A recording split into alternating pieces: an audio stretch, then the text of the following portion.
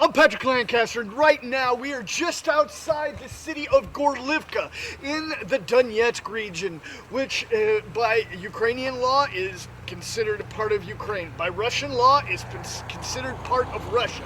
But the main thing that's most important is by the will of the people, they voted to break away from Ukraine in 2014. This is long before Russia came into the conflict in 2022. There was a referendum here. We showed you the referendum in this region. They decided to call themselves the Donetsk People's Republic. And this is what they were for 8 years, building their infrastructure without Ukraine, building their militaries here in this region, as well as the Lugansk region to the north. And we are here in this city today because, unfortunately, as of November 13th, there's been a huge increase in the attacks by Ukrainian forces on this city. The infrastructure has been getting hit hard by Ukrainian shelling. There's tens of thousands of people reported to be without electricity in the city now. The center of the city has been getting hammered by American 155 millimeter artillery rounds with cluster ammunition. And we're here to investigate the sources, so we don't have to give you secondhand information. We're giving you what's really happening, what we see with our own eyes.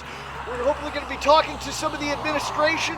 Now keep in mind, this isn't Russian-placed administration. This is a government that was here before Russia came in. Yes, after Ukraine, but before Russia.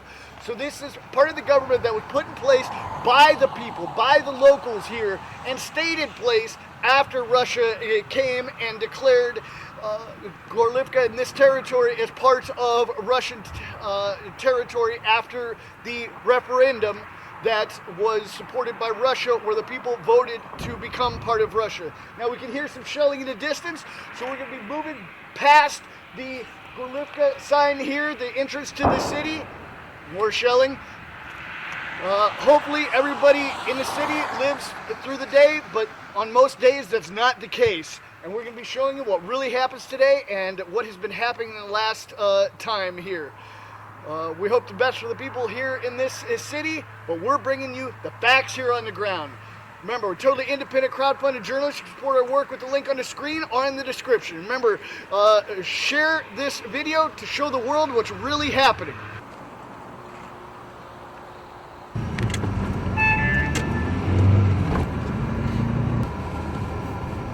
So we made it to the center, and we're going to be going to one of the areas that last night, or during the day yesterday, a woman was killed in her home when a Ukrainian shell hit her home.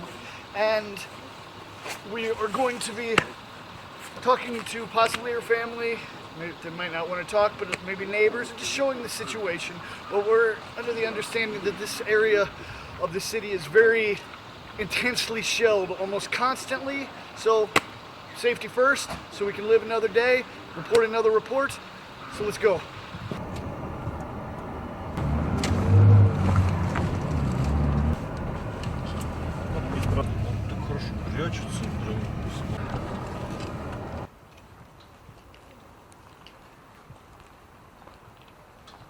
We have arrived in the Nikitovsky region of Gorlivka, one of the hardest hit regions. And as you see here, this is a bus, a city bus, that was destroyed by a Ukrainian kamikaze or FPV drone. We see the impact that happened here. Now this was a couple of months ago when this bus in particular was destroyed, but it was destroyed here in this civilian apartment square. Just over the road, day before yesterday, there was another bus hit where there was 10 civilians injured. Exactly a week ago, just up the street, there was another bus hit where there was a total that day of 16 civilians injured. Now, in the last months, there has been around 20 civilian city buses that have been hit by these Ukrainian kamikaze or FPV attack drones. Several civilians injured, several dead, unfortunately, and this is the new theme, you could say, for the Ukrainian forces. They attack these civilian vehicles like they do in all of the regions of this war zone and just decimate the civilian population. There's no misunderstanding a civilian bus for a military bus or something like this. They're targeting the civilian infrastructure, the civilian transport system here in Gorlivka. And it's not just a one-off here. As we know, several days ago, there was an attack in the Kursk region where a chief editor of a local editorial site was killed when her civilian car was hit by a kamikaze drone. So this is something that's happening across the war zone. Ukraine attacking civilian vehicles, civilian infrastructure, civilian homes with these kamikaze attack drones. This is something that's well documented. But the Western mainstream media won't show you this. Only I'm able to be here and show you this in English. Think outside the box. As I always say, get as much information from as many different sources as possible and educate yourself. Now, as I said, this is one of the most dangerous areas in Gorlivka. We've heard some shelling, and we're going to have a look around here, find out all the information we can find, and keep bringing you everything here on the ground. And hopefully we make it past today.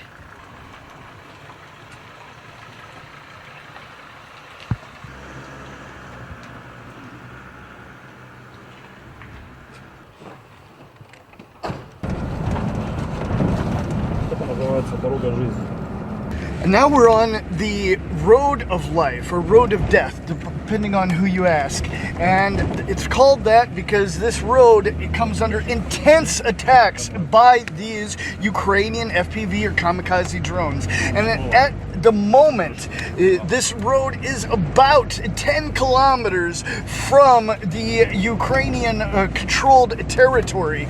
And they have just been hammering this road and the city. Здесь девушка была ранена месяца полтора назад, стояла на остановке, 16 лет. Вот, за деревом налево. Alright, so here's an example of one of the many electric substations that have been destroyed by Ukrainian shelling that resulted in, right now, it's reported that there's over 25,000 people without electricity in Gorlivka as a result of the Ukrainian shelling. Now, this spot here, the substation was totally destroyed. As you see, this is a couple of months ago, but a lot of the fresh ones are more towards the edge of the city, towards the front line areas. But regardless, the power comes into the city, and there are these 25,000 plus people without electricity right now. But we're told every hour the amount is changing. Some days it gets better, one or two substations get repaired, and some days it gets worse. Obviously, more get destroyed.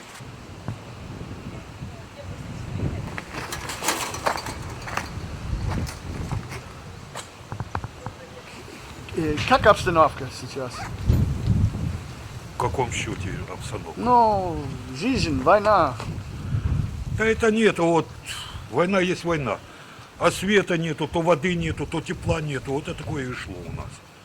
Это уже сколько, недели или сколько вот. Да. Как мы... А света нету, как говорится. Как мы понимаем, новембр 13, so начало тяжело, да? Скажите, пожалуйста, ну вот в СМИ есть заявление о том, что с 13 ноября вот Горловка подвергается особо жестоким обстрелам. Так ли Да, это? да.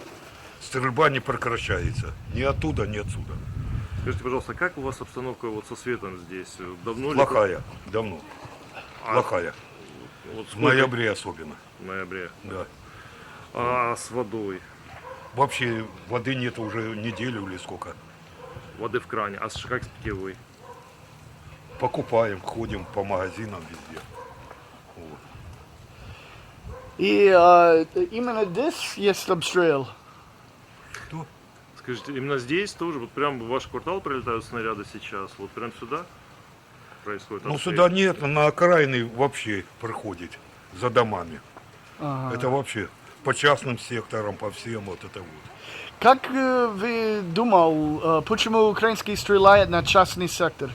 Как вы думаете, почему украинцы стреляют по частному сектору? Потому что ненавидят нас, наверное.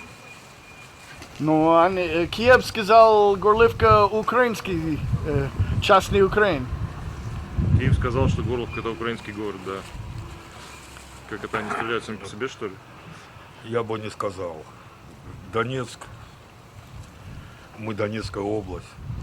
К Украине, как говорится, может, не относимся.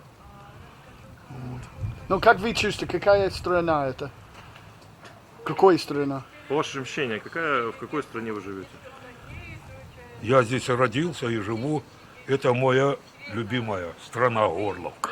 Это правда. Здесь и родился, и живу, и по сей день, и внуки, и дети, все мои здесь. И родители, царство им небесное, похоронены здесь. Все здесь. Это правда. Как обстановка здесь? Обстановка очень тяжелая. Да? На войне как на войне. Обстановка очень тяжелая. И Не говорите, что произошло? что произошло. Ну, наверное, в курсе дела, что беспилотники у нас тут везде по мирному населению стреляют. Украинский. Естественно. Естественно. И как вы думаете, почему это? На мирный, да? Они бесплатно... Они стреляют на мирное население. Почему? Люди едут в автобусе на работу, они целенаправленно стреляют в автобус. Автобус, микроавтобус. Микроавтобус вот машины. недавно. За легковыми машинами гоняются. Гонялся тут вообще даже за велосипедистом, за одним несчастным мальчиком, не велосипедистом. Он гонялся, чтобы только на него сбросить. Счастье его, что он увернулся, куда-то там спрятался. Вообще очень тяжелая обстановка. Ну, Не зря у нас такая поговорка: смотри под ноги, слушай небо. Поэтому вот такая вот очень напряженная обстановка. И как вы думаете, почему украинские стреляют на мирный? Как вы думаете, почему украинские войска стреляют на мирный? Потому что, ну как сказать, почему? Мое мнение такое, что это было раньше их, а теперь мы хотим жить сами. И вот они теперь начинают злиться, они начинают стрелять на нас, чтобы мы или ушли, или поубивать нас. Я не могу сказать, почему, что у них в голове. Я не могу сказать. Все. И вы местный?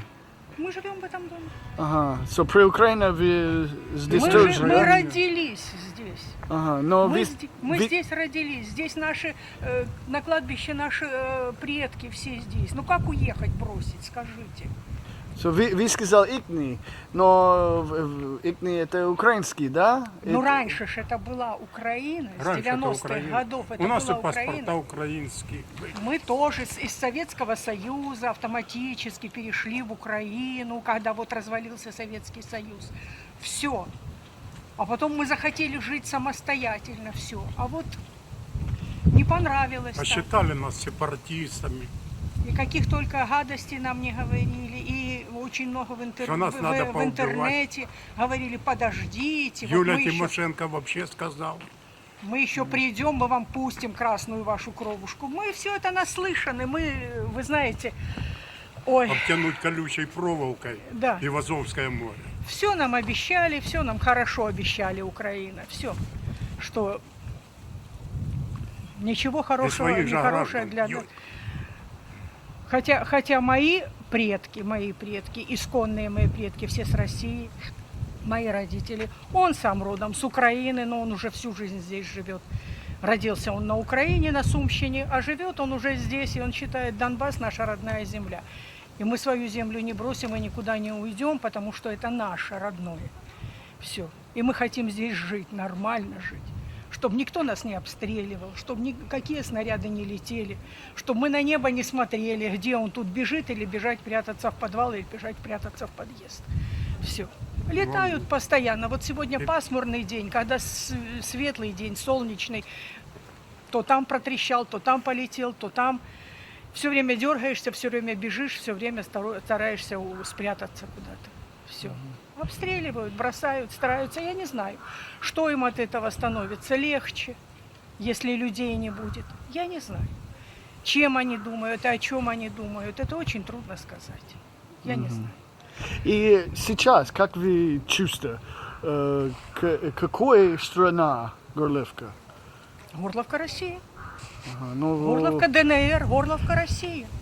Европа, США, Украина, они сказали, тут это украинский город и земля.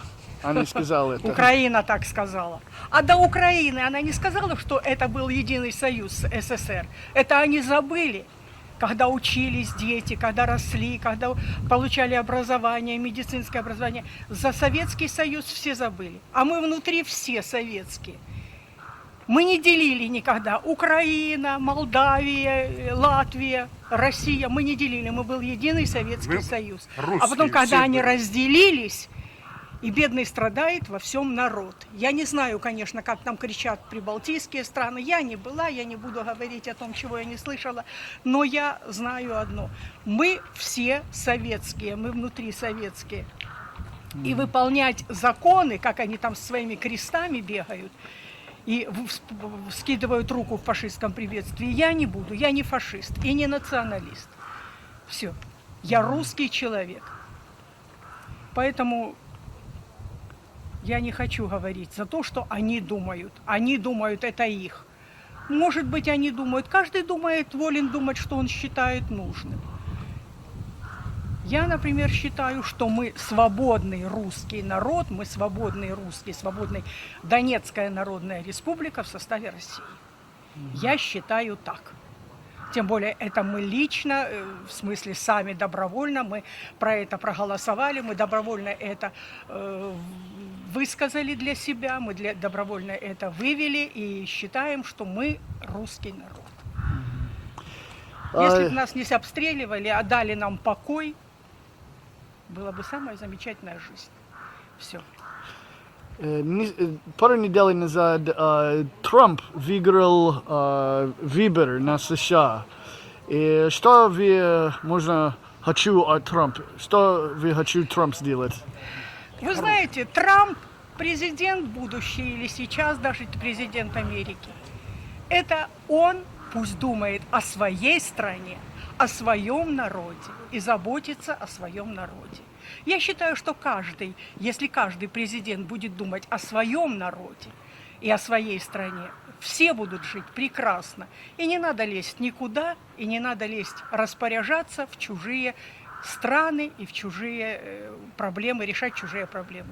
Каждый должен решать проблемы своей страны и делать все максимально лучше для своего народа. И это мое личное мнение. Спасибо большое. И вам спасибо, доброго дня, чтобы у вас все было хорошо, благополучно, удачи, счастья, здоровья и мира. Самое главное, мира на всей земле. До свидания. До свидания. Удачи.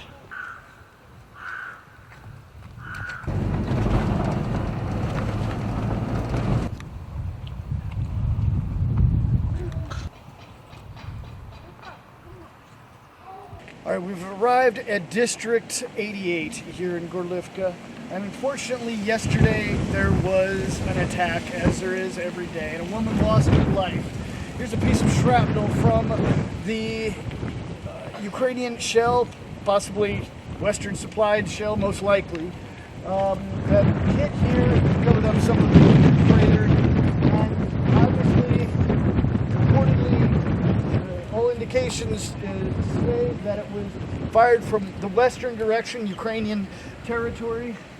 As we see the hole there and the shrapnel flying across in this direction. We're going to talk to some witnesses to verify what we're seeing here. And shrapnel pieces like this, unfortunately, ripped through the fence and into the kitchen here, where this woman, 45-year-old woman, I believe, was making tea, and she was killed, leaving behind 4 children. And fortunately, it appears her dog was killed as well.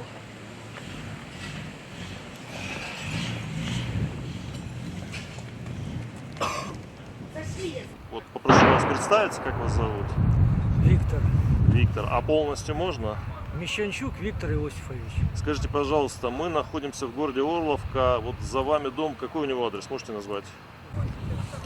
Вот могли бы вы рассказать, когда и что произошло здесь? То есть, когда? Вчера? Дату, пожалуйста, назовите, если можно. Вчера было у нас, какое число уже и забыл. 20 число около полдесятого. 20 число, да, 20 Ноября? ноября было где-то, случилось без 15:10 утра. Ну, в 9:45, так, по нашему, по местному времени случилось.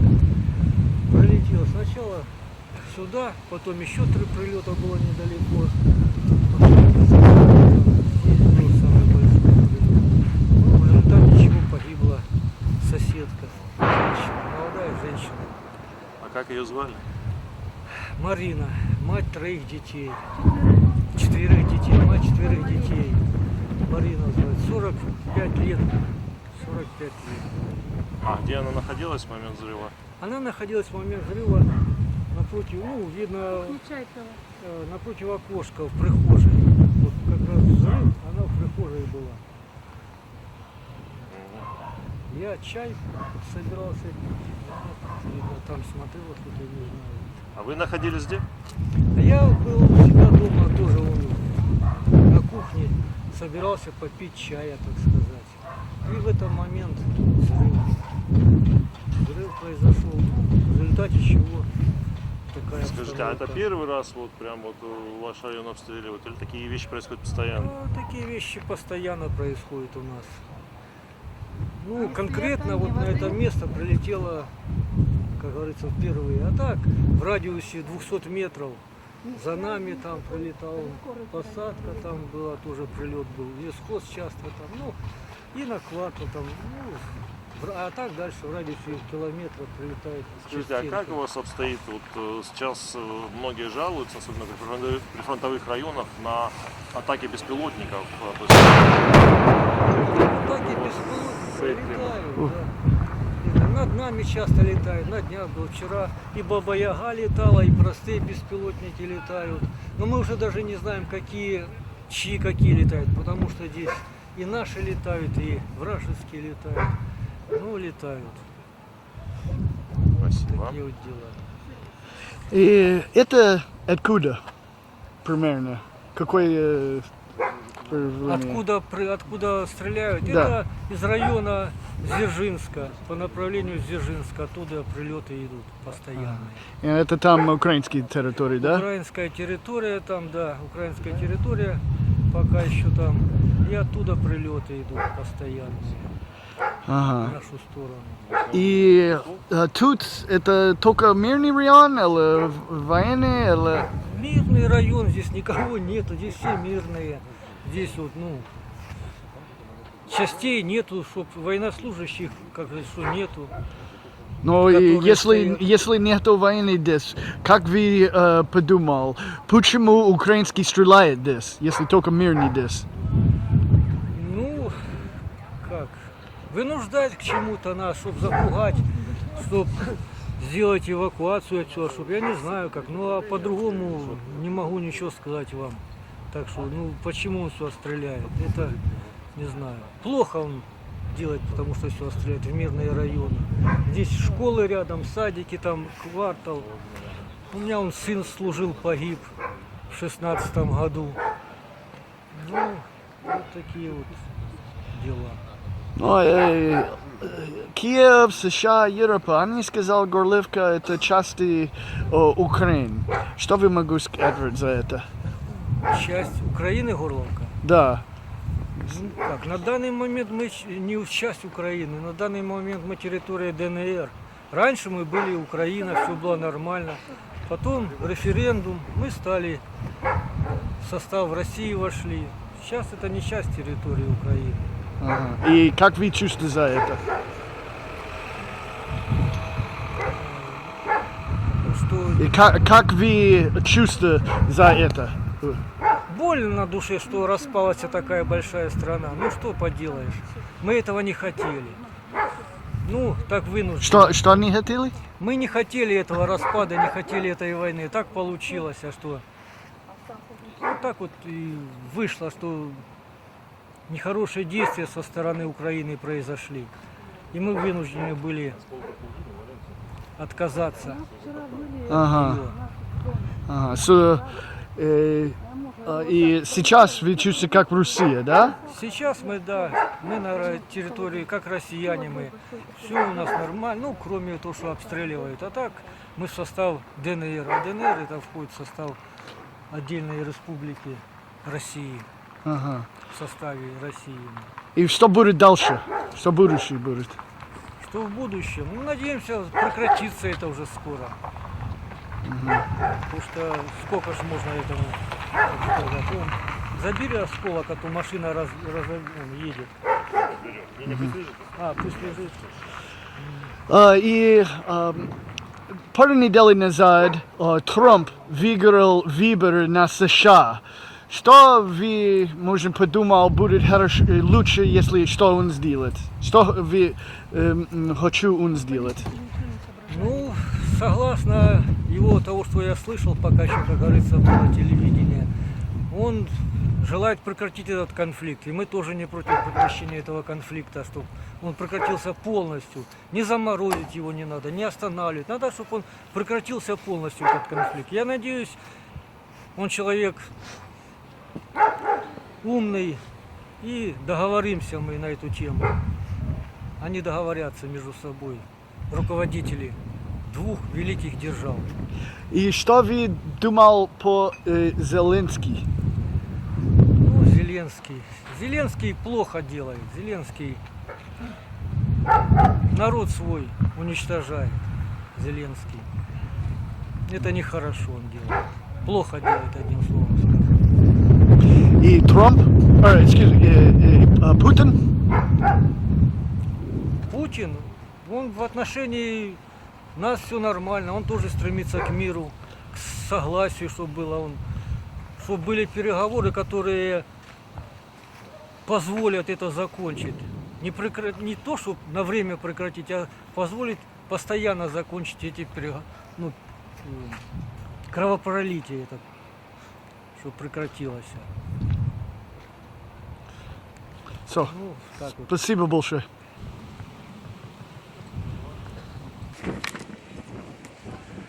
Это вчера, да? Это вчера что было, да. И И раза 4 больше у нас был в комнате, в зале. Но его забрали. Вчера парень тоже приходил, снимал и забрал этот осколок. чей снаряд это? Это снаряд украинский. Нашего прекрасного Зеленского. И это который женщина. Это который, да, разорвался и убил женщину. И поубивал вот нам всем окнам, заборы. Осталось 2 сирот. Старших 2, они уже как бы взрослые, а двое деток, которым 14 лет и 12. Остались сироты.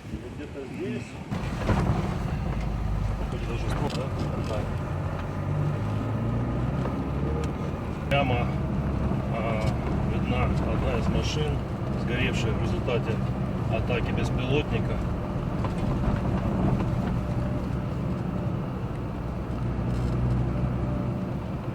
Вот автобусы, да, героические водители, которые продолжают ездить. Хотя вот по всем обочинам машины, уничтоженные атаками беспилотников. All right, so we just got word there was a cluster bomb attack in the center of Gorlivka, not far from where we started our report this morning. So now we're racing to the scene to see what the results of this latest attack are.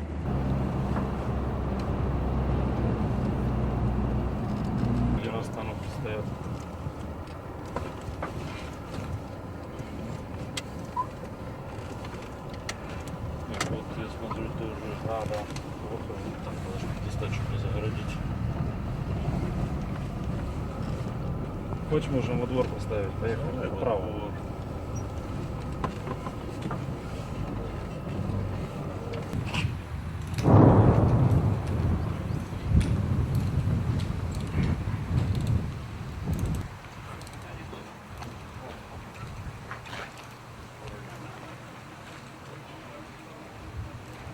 right, so we've arrived on the scene in the very, very center of Gorlivka, just across the street from the administration building. And right here we see one of the small craters of one of the many cluster bombs that came down and hit in this residential area. And we can see behind me there's a civilian vehicle that took some damage from the shrapnel. There's another impact hole here in the roof up here, and the shrapnel came across and went into this window here. Now, many of these cluster bombs come down because these 155 millimeter shells that the United States supplies to Ukraine are launched over the city, and they break up in the air, drop these small cluster bombs onto these civilian areas. These are cracks. Now let's go try and find some more evidence here on the ground.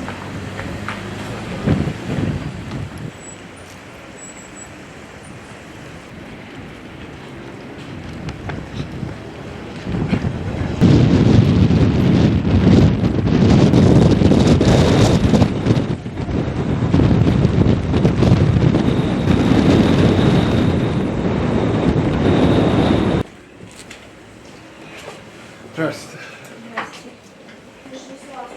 Не-не-не, я не к тому. Что произошло? То есть обстрел же У нас был. 7 раненых было с улицы. У нас побитые окна. Это уже сейчас или вообще? Сегодня. Сегодня 7 раненых? Сегодня всех раненых с улицы занесли, да. Seven wounded was brought from the street.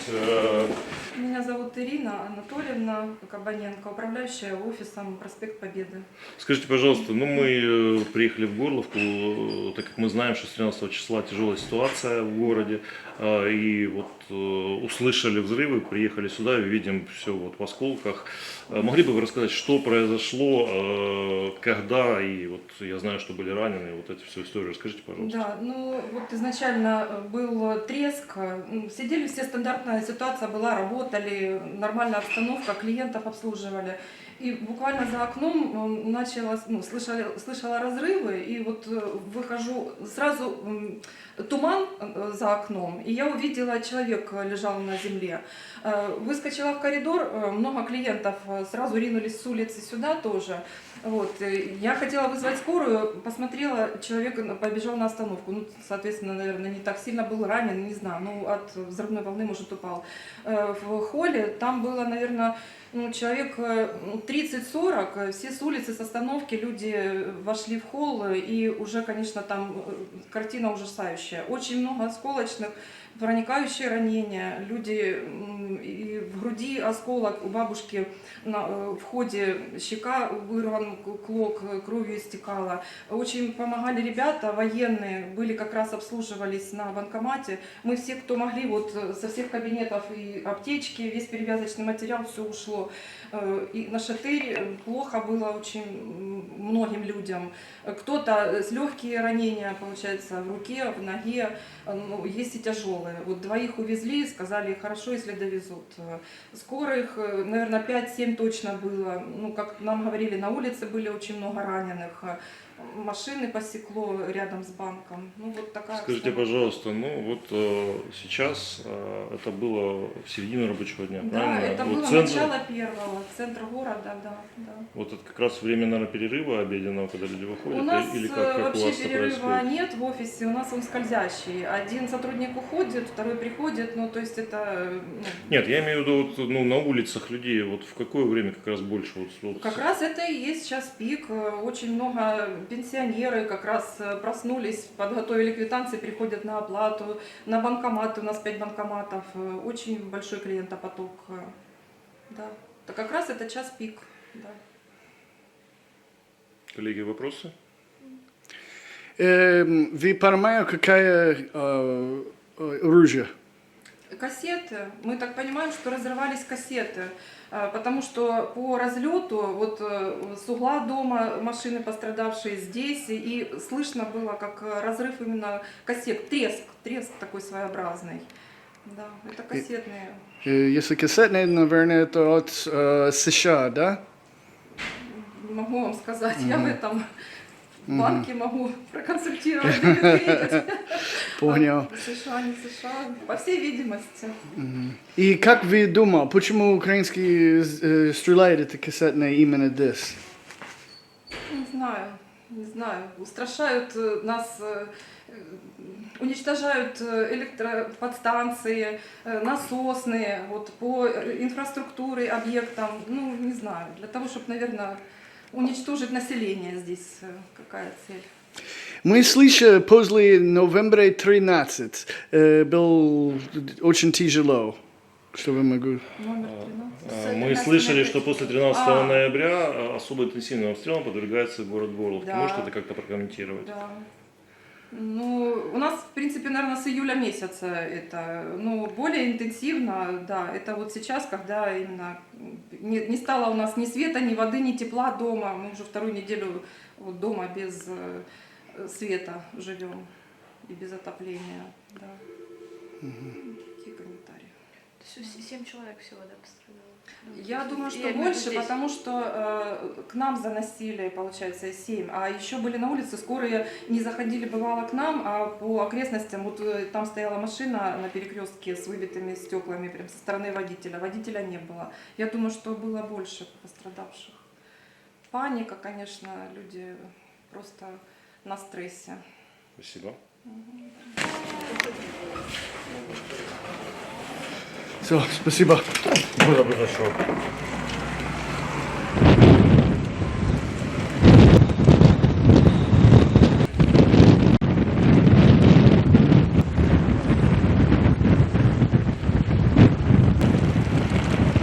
So right now we're headed to the hospital. We're going to be getting as much information about these injured as we can. Hopefully everybody makes it.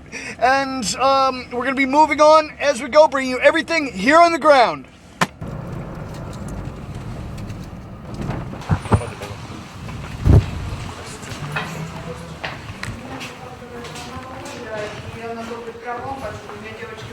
Я главный врач городской больницы номер 2 города Горловка, Якуненко Нелли Николаевна. В течение часа нам поступили 12 тяжелых гражданских раненых вследствие сброса или артобстрела кассетными припасами, боеприпасами в центральной части нашего города, где находились люди на остановке и возле банка. Поступили по скорой помощи, по самообращению, тяжелейшие ранения брюшной полости, проникающие, тяжелейшие ранения, проникающие головы, открытой черепно-мозговой травмы. Всего 12 человек. Из 12 человек госпитализировано 7. Трое сейчас находятся в операционной. Оказывается, вся необходимая медицинская помощь. Остальные пошли амбулаторно по месту жительства лечиться после обработки, после первичной хирургической обработки в травмпункте и направили на амбулаторное лечение. Какие-то прогнозы есть сейчас? Мы всегда надеемся, что будет все хорошо. Надеемся, что и сейчас тяжелая открытая черепно-мозговая травма, идет операция на брюшной полости с повреждением почки. Руководитель, это производственная травма, уже заканчивается, пока все сохранные, все под контролем, наблюдением, будет находиться в реанимации. Глава района тоже здесь находится. Госпитализированный глава района тоже здесь? Да, она сейчас в операционной, идет операция. Спасибо. Калинченко Павел Владимирович, первый заместитель главы администрации городского округа Горловка.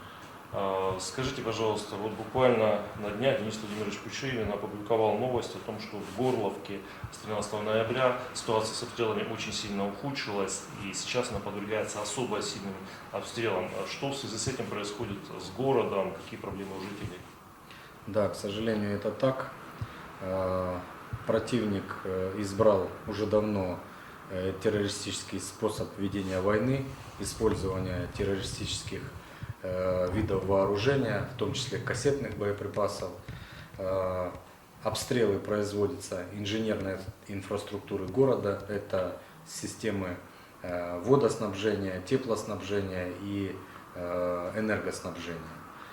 Вследствие обстрелов со стороны украинских бандформирований с использованием артиллерийского вооружения, а также беспилотных летательных аппаратов, которые поражают наши системы жизнедеятельности, обстреляны трансформаторные подстанции города, вследствие чего обесточено 2/3 города, отсутствует водоснабжение, соответственно теплоснабжение, и людям обогреваться нечем. В городе объявлена чрезвычайная ситуация в рамках ЧС, все службы работают в нестандартном режиме. Мы стараемся и принимаем меры для обеспечения нашего населения водой и теплом. Это особо важно в осенне-зимний период.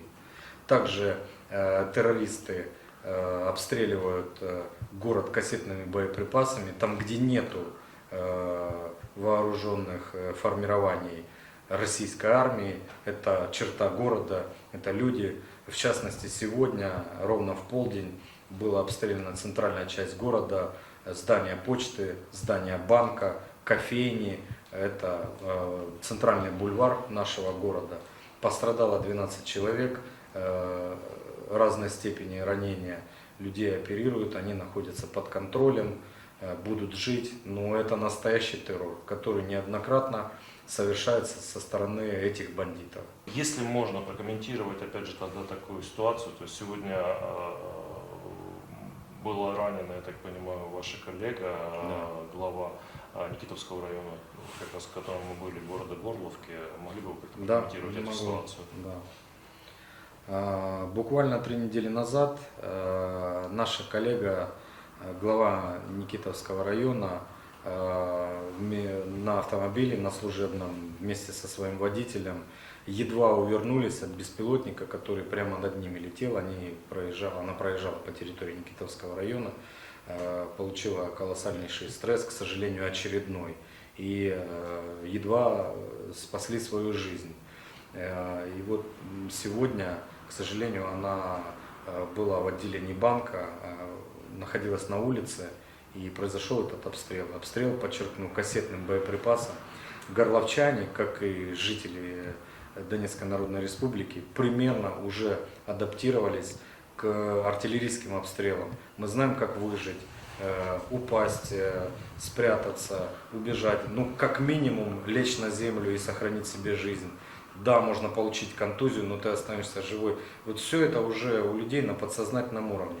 Но когда используется кассетный боеприпас, который разрывается в воздухе, начиненный разного вида поражающими элементами, в том числе шрапнелью так называющую, который просто рассекает человеческое тело, укрыться и спастись не удается. К сожалению, Ирина Михайловна сегодня пострадала от этого обстрела. Сейчас находится в нашем медицинском учреждении, ее прооперировали, ее жизни ничего не угрожает, однако состояние, степень тяжести средняя. С ней все будет хорошо, она наш боец, бесстрашная, милая женщина. Спасибо. У нас нашими 3 районами, Никитовским, Центральногородским и Калининским, управляют женщины. Только они могут на себе это потянуть и дают фору мужчинам и задают темп работы. К сожалению, и вчера глава Центральногородского района Анна Ставицкая также попала под обстрел, выполняя свои должностные обязанности с членами своего коллектива.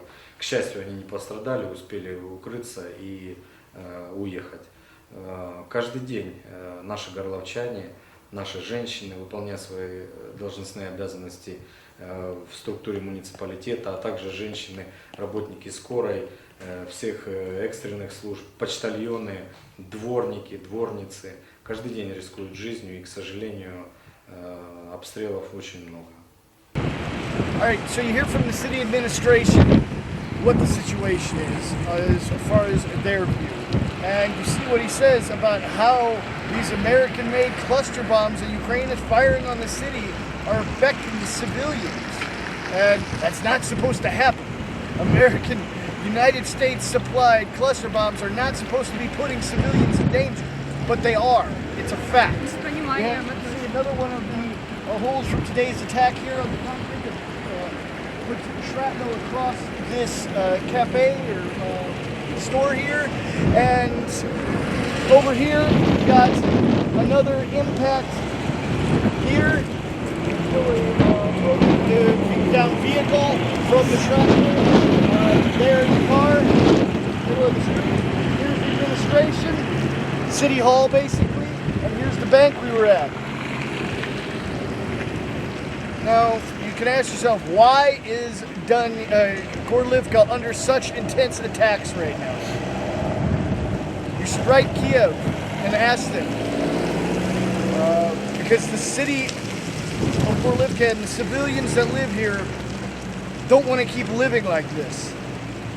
This is United States weapons putting civilians at risk, injuring 12 civilians today.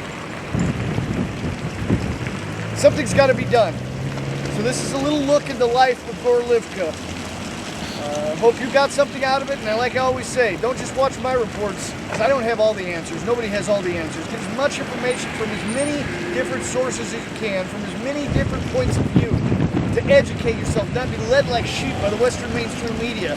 Don't let them tell you what they want you to hear, and what they want you to think. Think for yourself.